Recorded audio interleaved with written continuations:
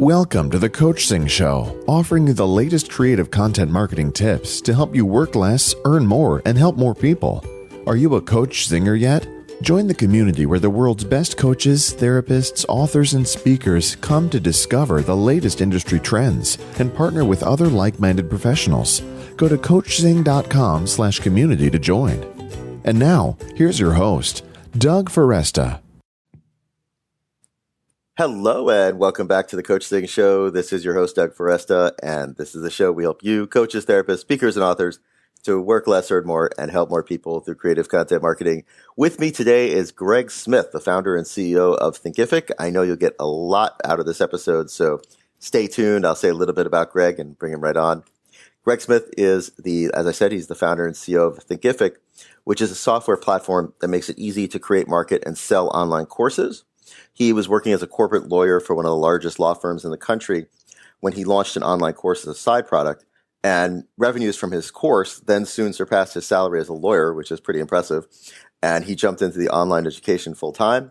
Since that time, he and his team at Thinkific have helped thousands of coaches, authors, speakers, and companies create and sell their own online courses as a way to build their brands and their revenue. And we have a special link for you today, which is get.thinkific.com/coachzing. And I'll put that link on the show page as well to make it easy for you. Greg Smith, welcome to the Coachzing Show.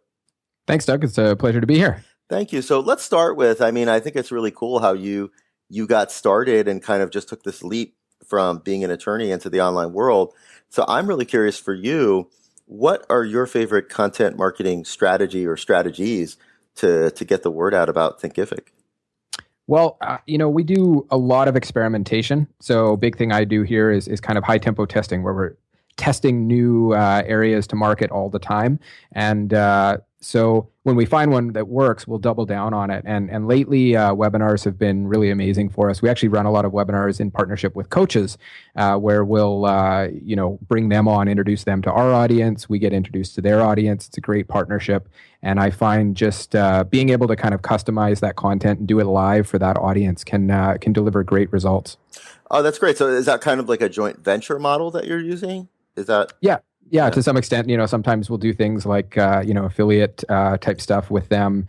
And often just introducing each other to each other's audiences is a huge benefit, because we've got an audience of thousands of experts, trainers, coaches, consultants, as well as companies. And so these coaches get introduced to them. And then also we get introduced to their audience if they want to do that as well. Well, I definitely want to tap into your expertise about online courses, which of course are its own form of content. Online courses are content, there's paid content. And so one of the things I'm really curious about to hear from you is in your experience, what kinds of online courses are successful out there in the marketplace? That's a great question. I get asked that quite a lot, and it's interesting because, there isn't one or two or even 20 different areas that are sort of the most successful.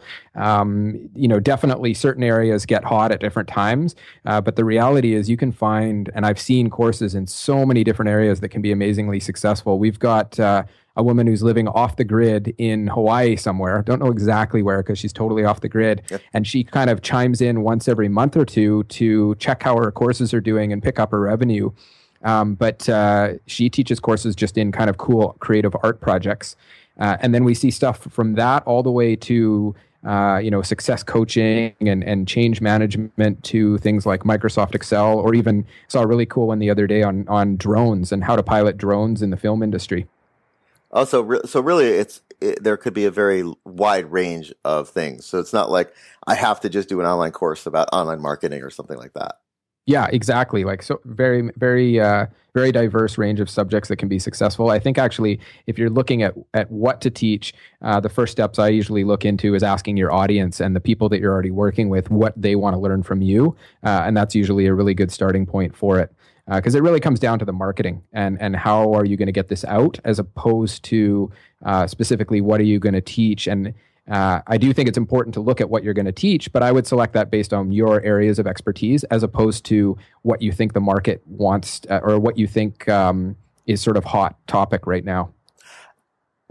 Now, I love that you help people with marketing and selling, creating marketing and selling online courses, because the other thing I know that people struggle, and particularly coaches, speakers, authors, particularly struggle with being successful creating online courses.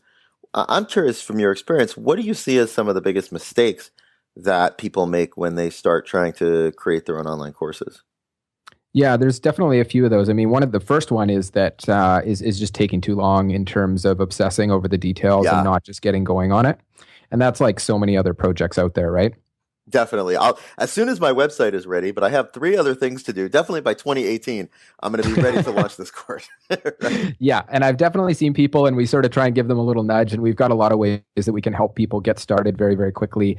I think my record now is like, if I have some content put together that I've already taught, I can launch a course in 3 minutes using our software. So we kind of take the whole software side out of it. So you don't have to worry about the website, the software, setting that all up. You just drop your stuff in. So whether you've got PowerPoints or videos, that makes it super easy. So that would be the kind of the first mistake, is just waiting too long and obsessing over the details. And then the other big one is not thinking about marketing. So you really do have to think, I think, from the very early stages, how you're going to be distributing this course. I hate to see people who put something together and then say, okay, now what? Who am I going to sell it to? Right. You really want to be thinking about that from the very beginning in terms of how are you going to get it out there and distribute it. So I'm curious about that. So what are some things that you would recommend for people that are creating online courses in terms of, I know you talked about what you do yourself with webinars. What other kinds of things would you suggest for someone if, let's say, they don't have a big list, maybe they don't have a huge following yet, but they know they have a great course that people could benefit from? Definitely. Well, and that's something that, as I mentioned, people should think about right from the beginning. Right. We do have some partnerships with people who will do distribution for your online courses. So there is that, and we can often introduce people to the right places if they don't have a network. But if you don't have a list, some ways I found that are really good for building lists are really to go out and find someone who does, someone who has an audience, and partner with them in a way that adds value to their audience, but gets you in front of them. So that's where things like the webinar can be really good, because you can go to someone who has a group. Say you're teaching a photography course, and you go to a Facebook group that has 1,000 photographers as members or wannabe photographers. Then you can approach the owner of the group, run a great webinar for that group for free, add really good value, and all the people who are signing up for that webinar are now coming over to be part of your group and your list, and you have the opportunity to deliver your course to them. Or if you're doing, more professional type coaching course, you could probably find some amazing LinkedIn groups that have large groups of people and start delivering it through there. That's a very good point, and one that I hear a lot of people say, "Oh, I can't do an online course because I don't have a big list, or I don't have any list." And in fact, what I found, and it sounds like what you're saying, is that a great way to build your list is to create an online course, because then you have something to offer that you can go to partners, right, with lists and say, "Hey, can we offer this to your group?" Yeah, definitely. I mean, in fact, I started out my first online course 10 years ago, and I had no list whatsoever. And I launched a course, and I had a little mini free version that people could sign up for, just giving me their email address. And then I had a mini sort of paid version at $30 a pop. And within a few months, I had a huge list growing, just because I was able to actually have a reason for people to join my list. Let's talk about as well. You've talked about I think that's really cool. That's a great idea too. So you can create like a mini free version of the course that people can sample before they go ahead and buy it. Yeah, definitely. And that's, I mean, it's I guess part of marketing 101 is being able to give away some stuff in exchange for that email, because people really see their email now as having serious value, and they know that. So, being able to give them something and also start to build that trust, right? Right. I think when you get into selling and marketing, and especially pricing online, trust is a huge factor. And as you start to introduce them to yourself, and with a free course, it's a great way to do that. They get to know you a little bit better and build that trust, and then they're much more likely to work with you in the future. Definitely true. Right. Definitely true. I wanted to dig in as well. I mean, I think I love the idea of doing webinars with people, and I know that you've had a lot of success with that. Do you have any tips for people about how to convert on a webinar? If you're doing a webinar about your online course, any tips about how to convert on the webinar itself? Definitely. And in fact, we've had our success with webinars just keeps going up and up, and our conversion rates lately are at about 30%, which is pretty spectacular for getting people into a room and having them purchase. And we're talking about purchasing at 3-4 figure per person products. And what I've done around the conversion rates in webinars has really been to customize the webinar to the audience. So as opposed to having your webinar that you always deliver, regardless of who it's to, we have kind of a standard form or a few standard forms of the webinar. And then as we build the list of people who are attending that webinar, I dig in and I find out who they are and what they're looking for. And especially if you're working with a partner who's delivering their list to you or their members or their clients to you to attend the webinar, you can ask them, what are these people looking for? What are their strengths? What are their weaknesses? What are they worried about? What do they want? And you can kind of customize that webinar specific to that audience. And every time we've done that, it just resonates so well. They're really happy. The response, even within the webinar, is amazing. The partner that you're working with is really happy because you did something just for them. And the conversion rates just go through the roof. I want to ask you another question that I hear a lot from people, or it's an anxiety that people have, I know, especially if people coming from, maybe they're not internet marketers or they're not in that space, but they're, like yourself, they were in some other field, but they know they have something that they really want to share.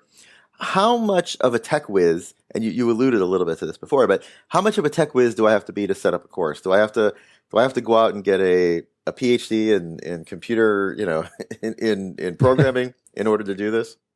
No, definitely not. I mean, that was the big thing we wanted to accomplish with our platform. Because even when I got started, I had a background in law and I had a website set up, but I'd had help even doing that. So I really didn't have a lot of tech skills coming in. So we wanted to set up a system where you really needed nothing. Like it was just drag and drop, super simple to use. So we've tried to set it up in a way that you really need no tech skills. And we have clients in their 80s who really have very little on the tech skill side who are setting up courses with ease. So we've pushed to get it as far down that road as possible, just to make it very, very simple to set up and run with it. And that's what's so fantastic to me and so exciting is that, it's never been it's never been more accessible to do this, right? I mean, 10 years ago when you started, I can't even imagine what you had to do to set up online courses. Yeah, it took a while to get going, definitely. And there was a lot of different things to figure out. And even just, internet speeds and internet accessibility and things like streaming video or delivering the course, regardless of the technology you were using, there was a lot of challenges there. So luckily we've resolved all of that now, both in terms of technology advancing and us being able to take advantage of it and make it easy to use. Well, actually, I'm really curious. I mean, as you alluded to that, I'm actually curious about, what were some of those big challenges for you in making that transition from being an attorney to going to fully online? Well, one of the first ones is sort of giving up that paycheck. I was lucky in the sense that I started the online course as a side project, and it after some work, some pretty serious work, mostly figuring out the technology because we didn't have Thinkific then. Right. Then it really took off. So I didn't have to worry too much about making that jump. It was kind of an easy decision once the revenue really started to flow there. And I just love teaching and sharing information. So I'd say the two biggest challenges I faced was on the technology side, which is why we wanted to solve that for people. And then on the marketing side and just figuring out how to get out and share it and marketing it online. And that's, really like any business, whether it's brick and mortar or online now, you always have to think about the marketing first and how you're going to go and get that out there. And so that's the other thing we've tried to do with our platform is build in some easy marketing opportunities and integrations and make that really easy for you to get up and running. Well, you actually just reminded me of a question that I think is good to ask and actually think about that I didn't ask, which is about what do you see as the reasons or motivators for people starting online courses in the first place? I mean, obviously revenue is one of them, but I'm curious if, what do you see for the people that start online courses, what are the reasons that they want to do this in the first place or reasons that people should consider doing it? Well, for me, the number one thing wasn't even the money. It was just being able to share my knowledge and passion with people. I mean, when I first started, I put together a blog that was just a lot of free resources, and I started seeing people all over the world taking advantage of it. It was actually set up just for my classroom students. And so I'd, share it with 30 people, and then I'd see that people were accessing it all over the world, and they were really excited, and they were writing great comments. And so that really inspired me that, hey, I've got something that people want to learn here and I can share that with them. And I've got a great forum with the internet to do that. So for me, it was really rewarding to see that feedback and see that I was helping people and that they were happy learning from me. So that'd be one of the number one reasons for me. Of course, the revenue, passive revenues is always wonderful, but it does take some work to get there. So I think you need to be driven too by that your passion and the ability to go and share that with people. I appreciate you saying that. I appreciate you saying that. Right. It does take, there's no there's no magic pill in life, right? You've made it as No. easy as possible, but people still need to do a couple things, right? It's not, Yeah, definitely. And anyone who's telling you, you're going to set this up and tomorrow you'll quit your job and live on the beach is probably they're probably living on the beach off the revenue they're making from doing that kind of stuff, but they're probably working really hard to do it. So there's definitely hard work. Passive revenue can definitely be obtained, but it always involves some upfront work to get there. yeah, I always say that. I always joke about, make money at home from your pajamas. It's like you're still in your pajamas because you didn't sleep the night before. Yeah. But I love what you said, that because I know that the people listening are motivated. Obviously, they want to create more revenue streams. We all want to do that, and create passive revenue streams, which free up more time. But it also, like you said, it's about having a bigger impact, because I would imagine that there are people from all over the world, right, who take these courses through Thinkific. Yeah, definitely. I mean, we're seeing millions of people now accessing them, and it's pretty amazing, because the other thing it allows you to with that breadth of access is to really go niche on what you're teaching. I've seen people, saw one the other day teaching a cool course on hula hooping, and I don't know how many people within my small neighborhood I could find to take a course on hula hooping. But when you put that online, you find your community, your niche of people all over the world who are really passionate about this, and you can kind of become a leader in that space and share that with them. Whereas if you set up a hula hooping session at your local community center, you might get 10 or 20 people out. Yeah, it's very exciting to know that no matter what you have, there's something you're passionate about that other people in the world, want and are interested in. And like you said, I may not find them in my neighborhood, but in the entire world, I'm sure there are, lots of people who are interested in hula hooping. So, Yep. Yeah, absolutely. I've tried that. It doesn't work out too well for me, but God bless you. Yeah, not so much for me either. I'm not, Yeah, I wasn't blessed with a hula hooping gene. Yeah. Let's, before we close out, I want to make sure to describe a little bit more about, obviously we're saying Thinkific is a software platform for creating, marketing, and selling online courses. But can you say a little bit more specifically about how it works, and can you say a little bit more about it? Sure. Yeah, always happy to talk about that. Yeah. Basically, it's a platform that gives you a really easy way to create your course. So you can throw in videos or audio or PDF or quizzes or even your PowerPoint and add voiceover to it. So a really easy way to make your course, and then a really easy way to serve it up. So you can create your own landing pages in there or use the templates that we have. You get your own kind of school website where you can put your courses. The whole e-commerce engine is built in, so you can actually set prices and have coupons and subscriptions if you want to charge subscriptions, collect those payments and have that deposited directly into your account right away. So really kind of end-to-end technology solution for creating, delivering, and even marketing and selling your online course. Does it have an affiliate capability as well? It does, yeah. So that's all built in and supports your ability to go and share revenues with other people. Wow, that replaces about 5 technologies that I'm thinking of right now. Yep. I won't. I won't. I have some friends who own some of those, so I won't say them. But I'm thinking that that's really exciting because it's almost an all-in-one solution. Yeah, we've really tried to make it as powerful as possible in terms of giving everything people need to get the courses going and market them and get them out there and shared with people. So I mentioned at the top of the show a link, get.thinkific.com/Coachzing. Can you tell people what they will get when they go there? Yeah, of course. So we're actually doing something for you guys. We're testing it out in inspiration that at least on the day that we're recording this, we're pretty close to Black Friday, Cyber Monday. So what they'll get there is actually 3 months to try out our paid business plan. So you can sign up and try that out for 3 months for free. We'll do a launch preparedness review. So basically we get someone here who's an expert in launching online courses to go through with you and check that you've got everything set up the right way so that you can have a successful launch. And then we've also got a course coming on helping you determine your idea for your course and going all the way from ideation to launching your course successfully. So we're giving people access to that as well. Very exciting. Wow, this is great stuff. Greg Smith, thank you so much for coming on the Coachzing Show and sharing your words of wisdom and for creating such an awesome platform for people. Thanks. I'm happy to be here. I appreciate it. Thanks, Doug. Thank you. Thanks so much. Well, thank you, everyone. And I do encourage you to check out Thinkific. I mean, what a fantastic platform. And I don't need to tell you, if you've done any work online, you know how many different programs you would need to do some of the things to create all that functionality. I also want to remind you that if you have not subscribed to the show, go ahead and click the subscribe button in iTunes, and you'll get, we'll almost have 400 episodes helping you to work less, earn more, and help more people through creative content marketing. Till next time, this is Doug Foresta at the Coachzing Show. Thanks for listening to the Coachzing Show. Need help getting your book out of your head and onto paper? Need help marketing your books or speaking engagements? We can do it for you. Go to Coachzing.com to learn more. Are you a Coach Zinger yet?